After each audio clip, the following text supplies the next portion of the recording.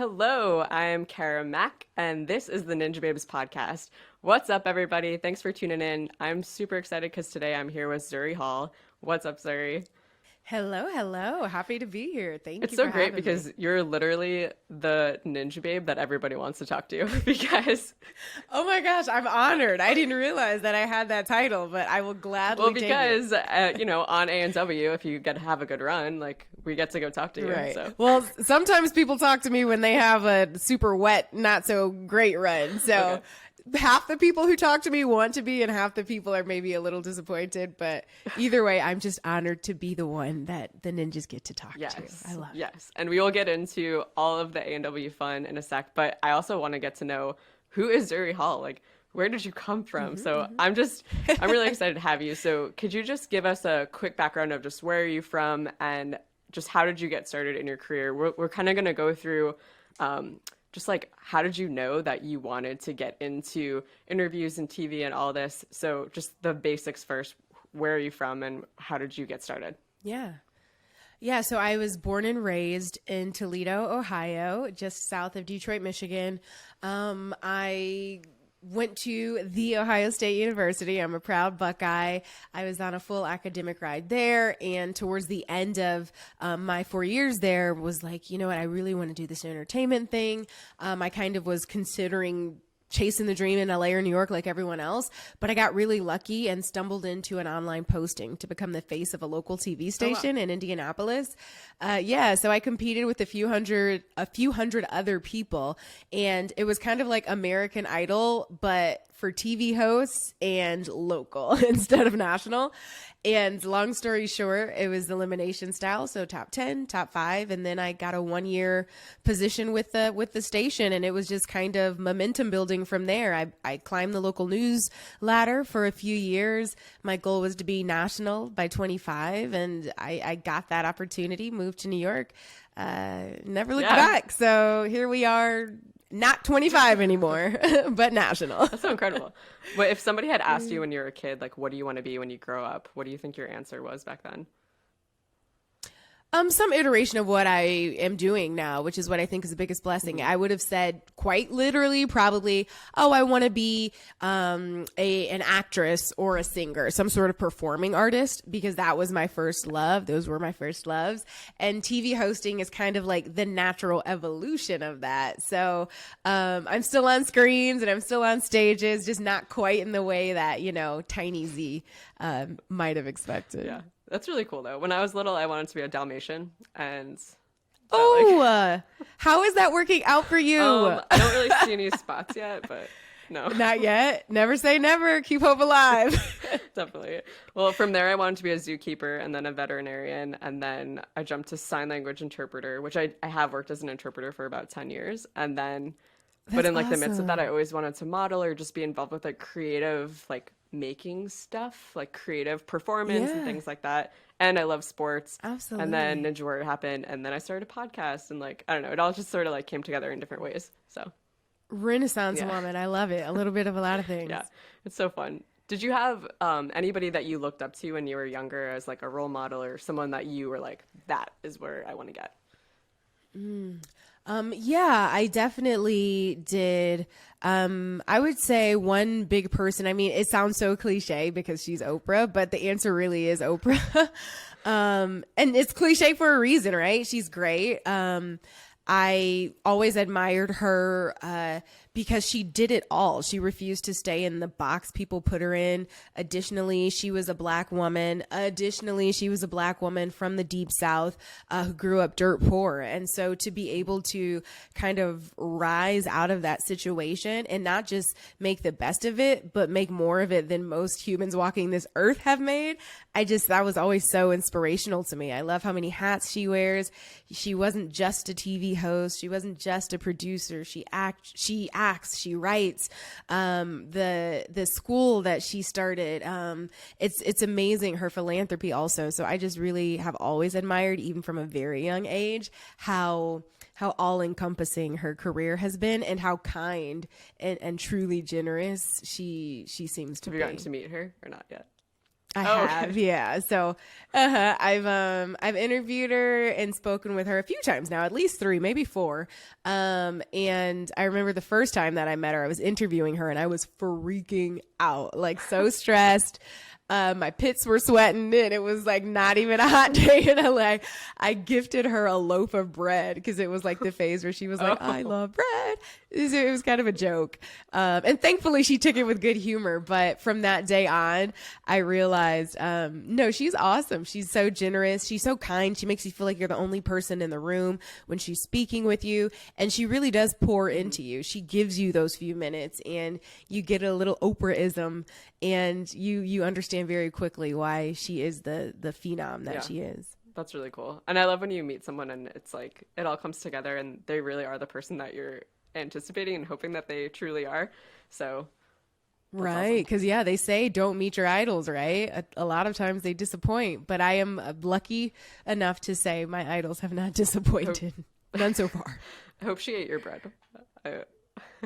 She took it into the movie theater with her at the premiere, honestly. She put it in her purse, which was very bizarre to see Oprah walking away with a loaf of bread sticking out of her during the tote. movie. I mean, that's what I would do. It's casual.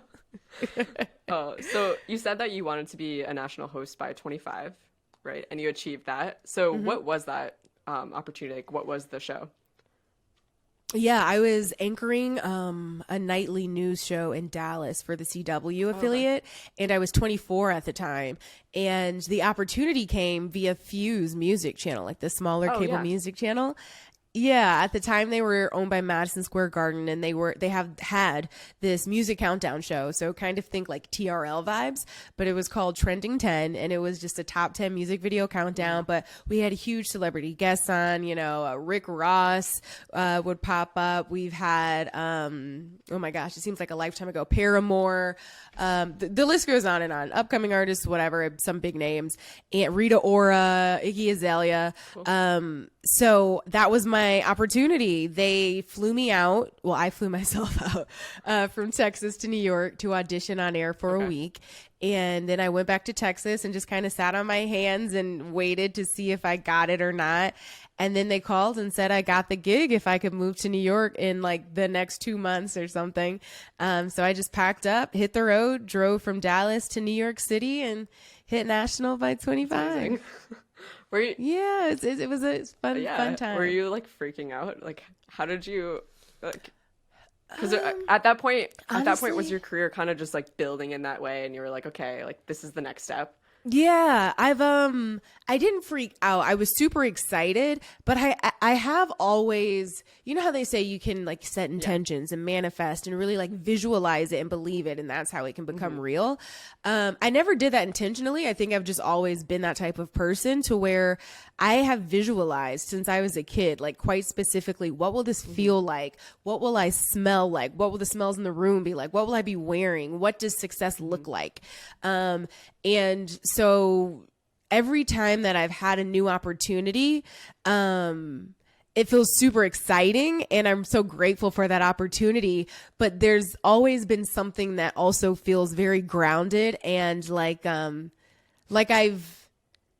visualized this. Like I essentially, I feel like I've manifested it. So something about it feels familiar. But freak out in the sense of like, holy crap, I've got a new gig. This is awesome. When are they going to realize I don't know what the heck I'm doing? Yeah, like for sure. My first night of Ninja Warrior, I was in LA like, OMG, how is this real? When are they going to escort me off the property? And then they didn't because I was actually a sideline reporter. Yes. And I can't wait to talk more about Ninja in a sec. But I'm glad that you just mentioned what you did about just visualizing and being able to anticipate in that way of like expecting that like good things are going to happen. I think I read a little bit about that on your website, actually. Do you... Okay, yeah. ZuriHall.com, shameless plug. That's the one. Yep, that's the one. You should all check it out. There's some good reads on there. But yeah. So Thanks. yeah, let's just move on to actually no, one more question. I was thinking let's move on to Ninja Warrior, but there's one more thing. I was wondering, like, have you experienced roadblocks or challenges along the way as you've been moving up in your career? Oh, for sure. So many.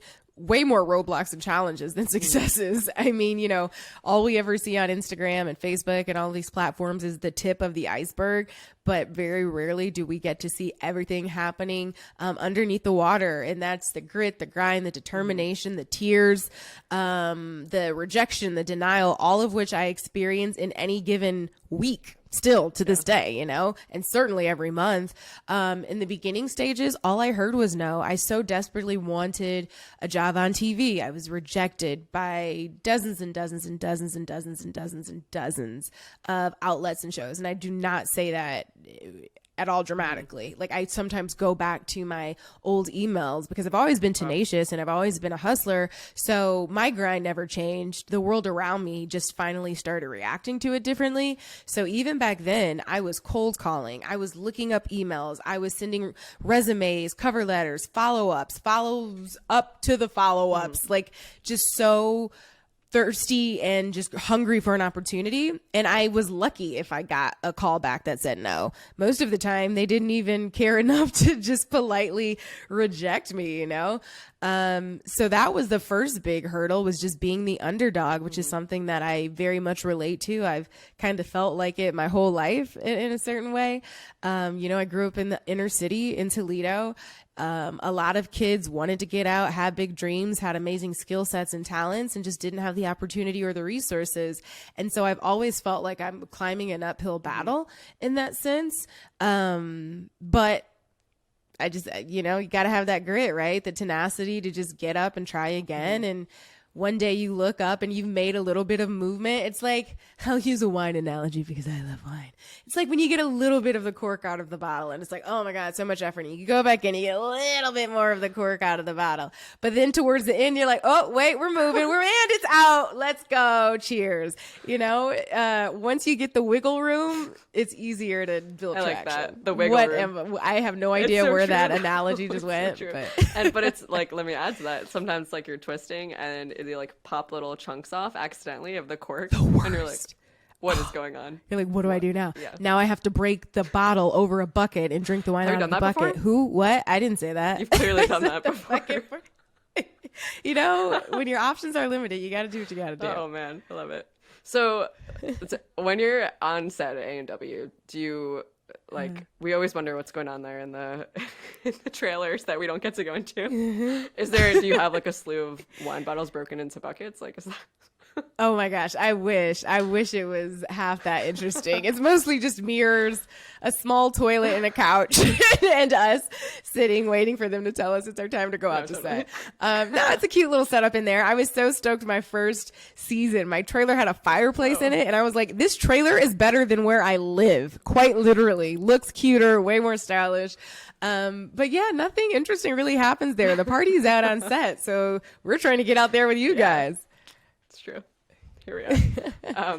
So when you started A&W, like, how did you end up applying for that? Like, how did that work? Because I know that you're also still working at Access Hollywood, right?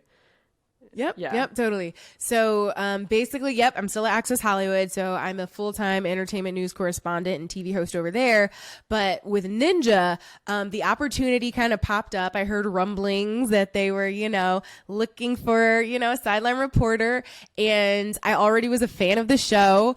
And when my agents told me it was open, I was like, wait, what? Hold on.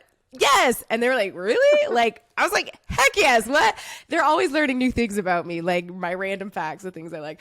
They were like, okay, cool. Zuri likes Ninja. Let's go. So they started connecting the dots. I met, I can't remember if I met with the NBC execs first or the Ninja Warrior execs first, because there's kind of like two teams, right? Like NBC and A. Smith Productions are putting this show on together, essentially, or like hand in hand, I guess you could say, since NBC is just broadcasting it. And I think I might have met with NBC first. Long story short, they liked me. I went over to A. Smith, had meetings with them. They liked me. I liked them. It was good vibes all around, but it was still a slow burn. Like, I had to work for it. I was so excited about the opportunity and nervous because I didn't think I was going to get it necessarily, you know, like an opportunity like this comes so very rarely, especially on such an amazing show. And it's like they're staples, right? You get to know these faces and they stay for a long time because that's a part of what you love about it. So I was like, oh my God, if I get this is the new career highlight. And after probably a couple months, maybe even 3 of like slow courtship and meetings and auditions and come back for one more meeting, they called me and said that I got the job, and I was over the moon, so grateful and so happy. Was one of the rounds of interviews with Matt and Akbar to see if you like gelled? It should have been. Okay. No, it was not. But day one, I definitely, I was like, okay, got to make a good impression. But they're so sweet. And it's like, what's not to love? They're the most welcoming guys and so down to earth. And they made the transition an easy one for me because it really is baptism by fire. Like day one, I was like, okay, wait, how many ninjas? Wait, how many names? Yeah. And it was just like chaos, pure, beautiful chaos. So having them as sort of a steady guiding hand to be like, it's all good. Spot on. Shout out to Matt and Akbar. Love you guys. Do you, like, all of us are just so curious about how it really works behind the scenes because we're there and we see it, but yet we're like in our ninja worlds and like our little bubble. Right. So right. I'm always so curious about your bubble. That's so funny. About our bubble, but yeah, I would love to. But do you like have to study all of us and like remember stuff about us, or is it like right before? 100%. No, it's kind of both, but I definitely study before. So by the time I show up that day, I already know who's running that night. I've already read your one sheets. So the one sheet is kind of like a snapshot of who you are. We get your photo, we get your name and your nickname if you have one, some fun facts that are bullet pointed. Where are you from? How old are you? What's kind of your storyline? Why do viewers care? Because they care about every single run, but for so many different reasons. And so that helps me, right? As the sideline reporter, it's like, what's the story here? Because we want to be a part of sharing the ninjas' stories. And so I take it really seriously, knowing those stories, understanding them, not just how good a ninja is, but why they're running. The why is the most important thing for me in everything I do. And I know it is for so much of the ninja community and especially behind the scenes for us. And then we get into the nitty gritty with a bunch of other facts that almost never make air, but it's just good to know.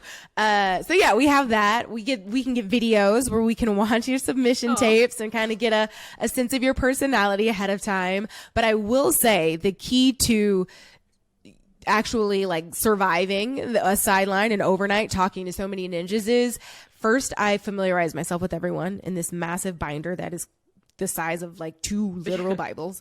And then I kind of let it out of my mind. Otherwise it's overwhelming. It's too much information. And then I take it night by night. So if it's, the first night in Los Angeles and I know this is, well, we're switching it up this season, how we're filming, but in a hypothetical world, if LA night 1 is 100 ninjas, I focus on that 100 and I take it 5 at a time. So I speed memorize for 5 to 10.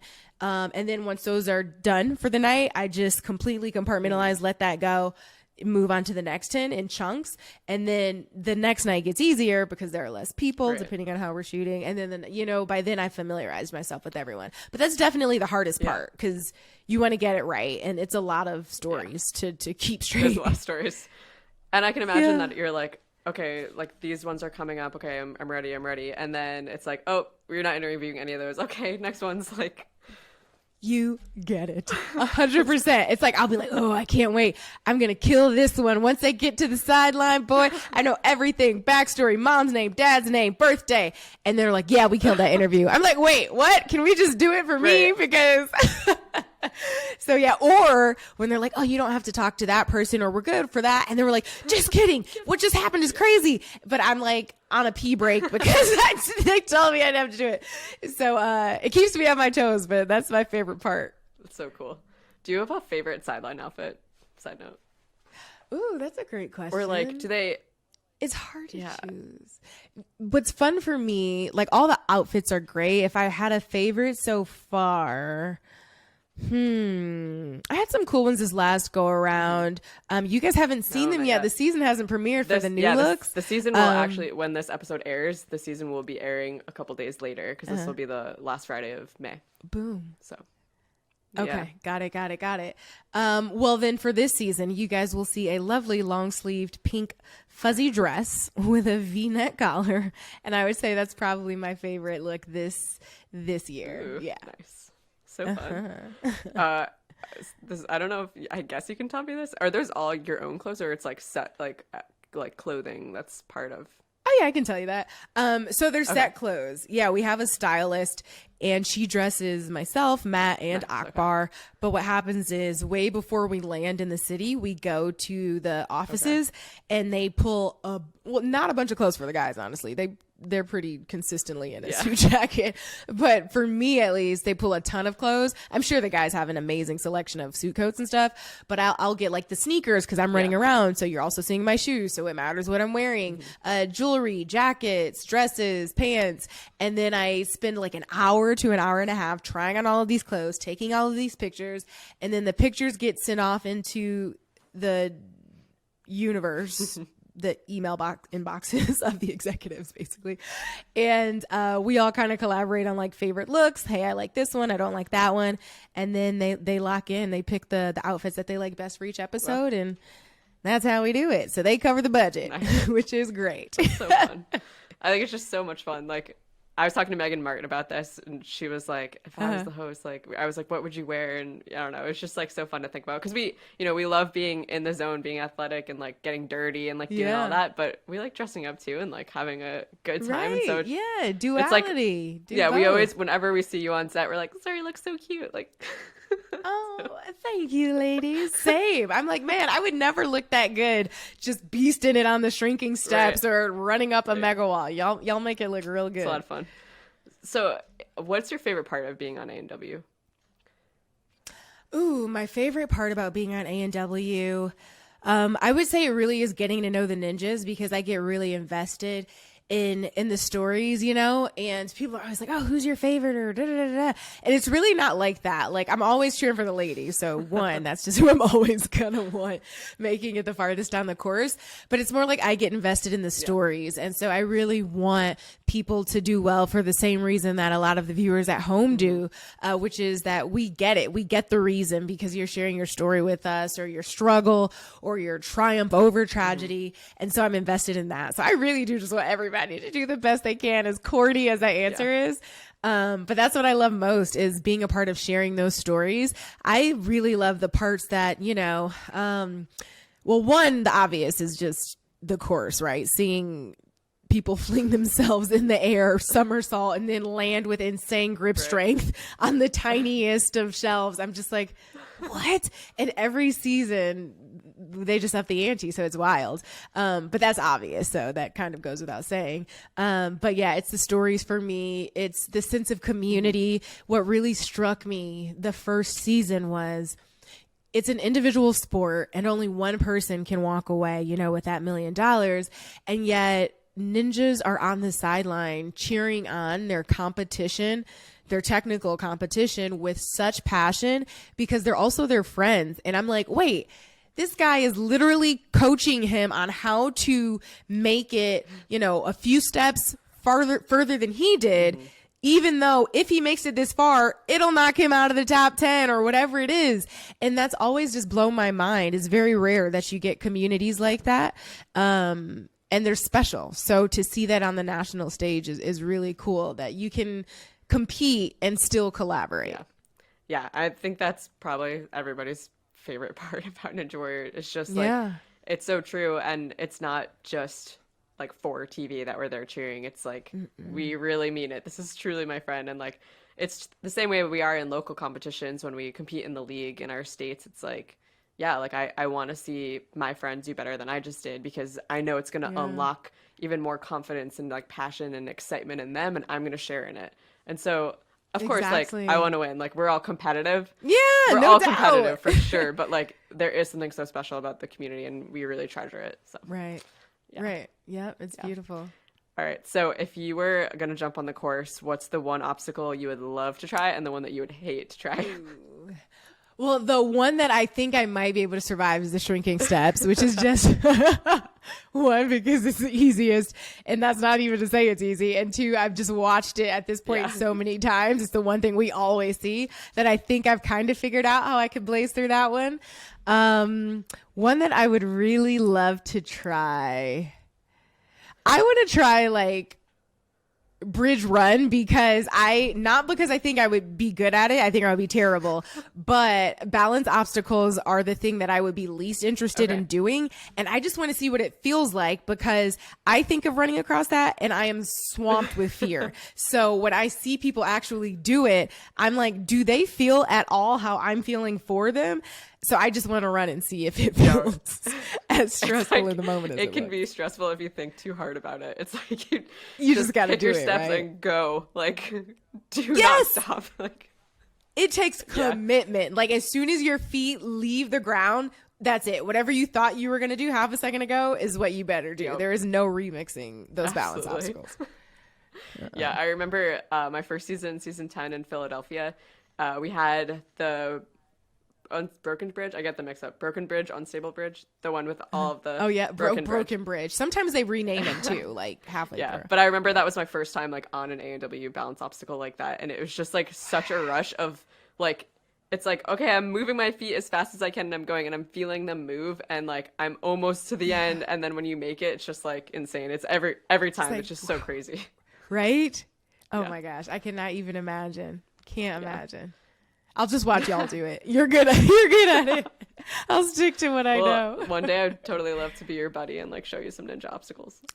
Yes. Well, that's the thing is I actually am very curious in like going to a ninja gym. Like I was talking with a couple of the ninjas about maybe going even when I'm in Ohio, because I'm from Ohio and I'm going back soon. And the gym in Columbus, I'm like, maybe I should just like check it out. I think it would be I know it's an awesome workout, and I've been wanting to, get a little fit. Y'all have me inspired. I'm like, dang, I got to keep up. I got to get these abs going, get these biceps popping. So I'm down. Totally. Let's do if it. You're talking about Movement Lab. I don't know if that's the one in Columbus. I don't know the name. I'm gonna have to check on that for sure. If it's Movement Lab, Michelle Warnke is that where Michelle Warnke is? She would. Okay, yeah. Then 100%. Then that's it. Because I was talking to Michelle. I don't know. I was going to like blow up their spots or say. Oh no, whatever. Everybody knows everybody, right? Cool. Hi, Michelle. See you soon, baby. So Ninja Warrior is amazing, and I hope you're the host for a long time. But thanks. Same. And I hope I get to talk to you on the sideline at some time. Yeah, let's do it. I'm so ready. Okay. If at the very least I will talk to you on the sideline. It just might not be rolling, but I will hunt you down with a microphone. But we're gonna manifest an epic post buzzer sideline conversation. Yes, that's the one I want. I can't wait to see it. That's exactly what I want to. So, what other projects do you have coming up, or like what else are you working on? Yeah, so Ninja Warrior and Access Hollywood keep me pretty busy. I can imagine. So, mostly that. I do have a podcast called Zuri Hall's Hot Happy Mess, and it's in partnership with iHeart and the Black Effect Podcast Network. And it's a space that I've created for millennial women who want best life minus the burnout. We're always wanting more and achieving more and told that we need to constantly be striving for more. That's pretty much what my 20s were dedicated to, almost to the point that it made me miserable sometimes. And it's only now in my early 30s that I'm really embracing work-life balance, that I can work hard and still take time for myself and practice TLC and build up the other pillars of my life. So that's what the show is all about. We bring on different experts. I have a group chat with my friends where we just kind of talk like we would if you were off the record. Awesome therapists come on and give their opinions. And then we have Real Woman, Real Stories. Now that I think about it, I should probably highlight a ninja soon, but Real Woman, Real Stories, where we just talk about like human interest pieces, right? So a woman who's had triumph over tragedy, not unlike the stories that we cover on Ninja. So we have new episodes every Monday, wherever you get your podcast. Definitely check it out. Yeah. Absolutely. Thank you. We can link to your podcast in our bio just so people can find it. Oh, that'd be awesome. Totally. Thanks. Absolutely. Well, we're going to move on to the bonus portion of our podcast, which is for our Patreon subscribers. So if you head on over to patreon.com/ninjababes, that is where all of our subscribers find the bonus content. They get free gifts from Ninjababes and are part of our community that helps build what's happening next with Ninjababes. And that group is so special and like near and dear to my heart because they're the people who show up to volunteer at events, and they're the ones who really care about what's happening and like vote on new merch that's going to come out and all that. And it's just like that community that really cares about what's happening with Ninjababes. So thank you, Patreons. I love you. So yes, but Zuri, I didn't know if I was allowed to talk, so that's why I stayed silent. Yeah, no, it's my little spiel, but you can talk. Yay, Patreon! We wouldn't be here without you. But I wanted to say, we'll continue recording, you know, the spiel I told you beforehand, but I wanted to just say thank you so much for coming on, and it's been a pleasure having you. This is the end of the episode for our regular listeners, so thank you. We've enjoyed having you. Thank you so much. It's been so fun. I'll see you on the sidelines. Be strong, be you, be a ninja babe.